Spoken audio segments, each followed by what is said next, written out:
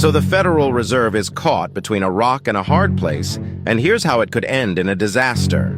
Earlier this year, the stock market originally soared on expectations that rates would start getting cut sometime in June. But after a few bad inflation reports, the Federal Reserve now thinks it's too early to pivot.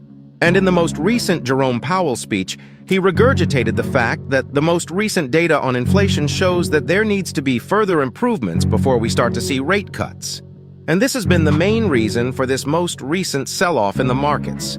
And the reason inflation is stuck at 3.5% despite record-high interest rates is simple. Although companies and individuals will slow down in spending with higher rates, governments won't.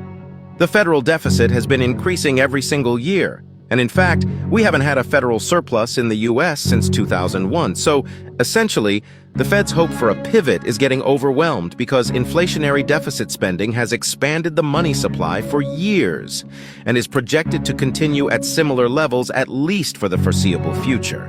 And if we start seeing rate cuts before inflation goes down to 2%, things will only get worse and much more expensive. So what do you think?